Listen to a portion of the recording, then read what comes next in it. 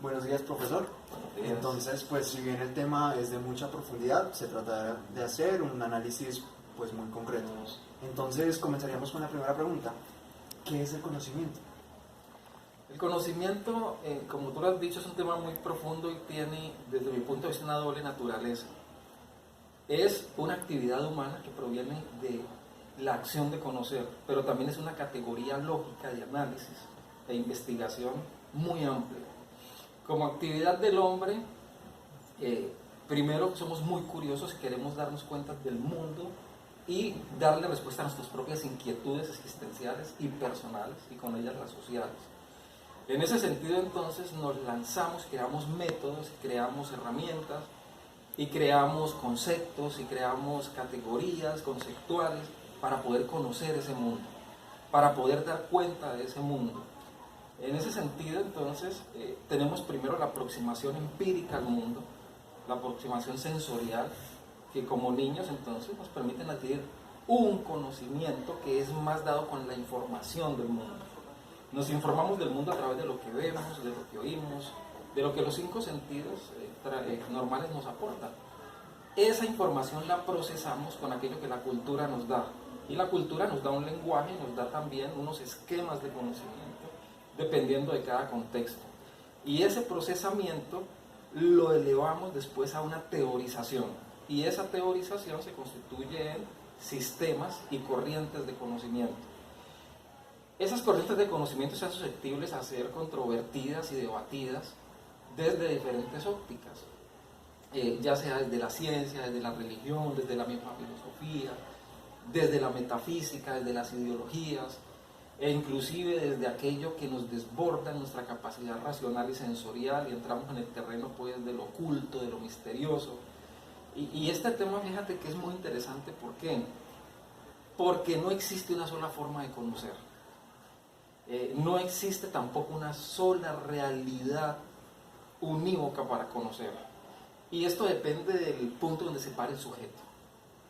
Si el sujeto está parado en el mundo de lo tangible, entonces tendrá unos métodos, tendrá unas formas de acceder a ese conocimiento y de procesarlo y de sistematizarlo. Si está parado en el mundo de lo abstracto, tendrá otras formas de informarse de ese mundo, de conceptualizarlo y unos métodos para acceder a él y para sistematizar ese conocimiento. Y yo te diría que hay una última etapa en esa relación entre el sujeto que se aproxima a un objeto o interactúa con ese objeto en forma dialéctica, y es el saber. El saber entonces implica una dimensión consciente del conocimiento que trasciende la mera sistematización teórica y pretende elevarse a una situación de lo espiritual, ¿no? que es ya un asunto muy humano, y podríamos decir entonces que es qué uso le vamos a dar al conocimiento. Eso que elevamos a conocimiento verdad, entre comillas, ¿para qué nos sirve? Creo que cuando usted dice hablar de un conocimiento o de la verdad, suscita la siguiente pregunta. Entonces, ¿cómo se conoce? Muy bien, algo ya insinuaba en la respuesta anterior. Primero existe el contacto sensorial, que es lo que naturalmente tendemos los seres humanos a obtener del mundo, ¿cierto? Una respuesta táctil, una respuesta visual. Allí no hay método, sencillamente hay el afán espontáneo y la tendencia y la inclinación natural por saber qué hay allí, saborear, oler, palpar. Pero cuando surgen las grandes preguntas sobre eso que palpamos, olemos, entonces nos damos cuenta, y la experiencia humana lo que ha hecho es establecer unas formas de acceder a eso que queremos indagar o que nos causa curiosidad. Y ahí es cuando surgen los métodos. Y si entendemos métodos en términos muy simples y sencillos como una serie de pasos ordenados para llegar a un fin, en este caso sería acceder a un conocimiento, entonces tendríamos diferentes métodos. Y esos métodos dependen también de las ciencias, dependen de las disciplinas del conocimiento, depende también de la particularidad del sujeto cognoscente que va a obtener una información o va a obtener una respuesta a sus inquietudes. En ese sentido, entonces, el método científico es el de las ciencias empíricas, que es el que se ha impuesto, el método positivo, que es el que conocemos como el método válido, Sin embargo, las preguntas que se hace el hombre para conocer la realidad y su realidad, hablando en términos existenciales, nos ha llevado a hablar de métodos. En ese sentido, se está hablando hoy de investigación cuantitativa y de investigación cualitativa, de modo de investigar cualitativo y de modo de investigar cuantitativo. E inclusive los nuevos epistemólogos lo que proponen, como Feyerabend, como Kuhn y como otros muy posmodernos, es que lo que existen son formas de hacer las cosas. Y entre esas formas de hacer las cosas no existe un tribunal de la razón que valide universalmente una forma de hacer las cosas, en este caso de acceder al conocimiento. Si bien el método científico ha dado unos resultados importantes de los cuales nos beneficiamos hoy, hay métodos que no responden a esa característica positiva de lo empírico y lo verificable, sino que dan cuenta o pretenden dar cuenta de un saber sobre abstracciones, como el mismo lenguaje, por ejemplo, como la misma existencia, como aquello que asumimos existe, pero no lo podemos establecer con certeza y tenemos criterios verificables para decir que existe, como el alma, que para la psicología es fundamental.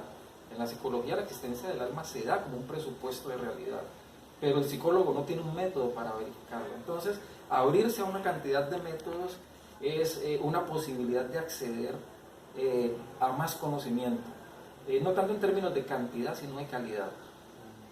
Entonces, bueno, al momento ya de tocar los métodos, pero independientemente de los métodos, ¿para qué sirve el conocimiento? Bien, entramos en la parte, en términos del pragmatismo, de la utilidad del conocimiento. Y eso depende también, no solo de quién investiga, o sea, el sujeto cognoscente, de quien utiliza el método, sino del contexto en el cual se mueve el sujeto cognoscente. Y aquí median asuntos como los de la cultura. Si el sujeto está en ruptura cultural, por ejemplo, o es un dependiente de su cultura, entonces la cultura le dirá: lo que tú sabes lo utilizaremos así y haremos con él X o Y cosa.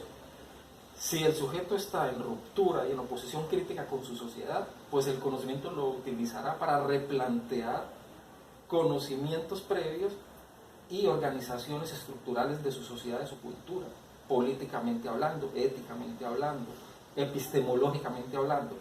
Pero si el sujeto lo que quiere es descubrir para aportar, como es el caso del doctor Patarroyo, que todos conocemos, el colombiano que le aportó al mundo la primera vacuna sintética, quiere darle al mundo un algo, y así lo hizo cuando renunció a los beneficios económicos que daba su aporte, y dijo: no, lo único que quiero, lo dijo ante la OMS, es que a mi vacuna se le coloque el nombre de la vacuna Colombia, renuncio a lo demás.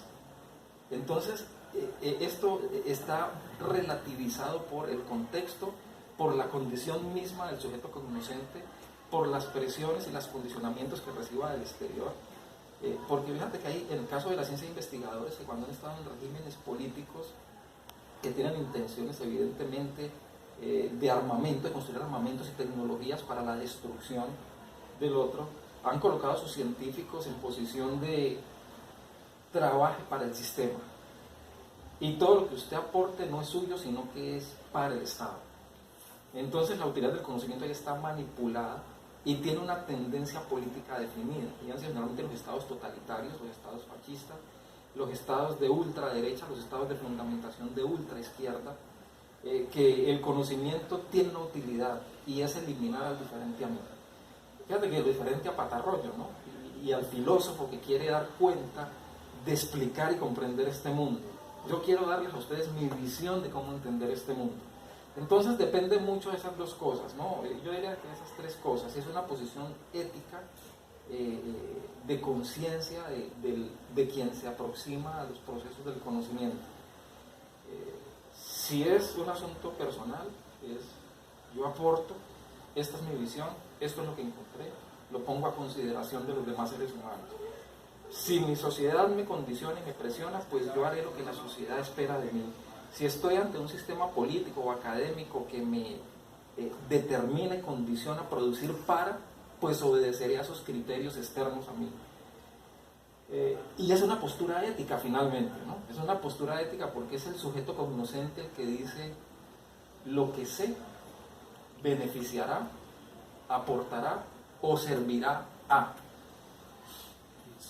Yo creo que con la respuesta de esta tercera y última pregunta damos por finalizada. Muchas gracias, profe. Y pues recordemos que si bien solo son 3 preguntas, el conocimiento nos suscita muchas más. Gracias.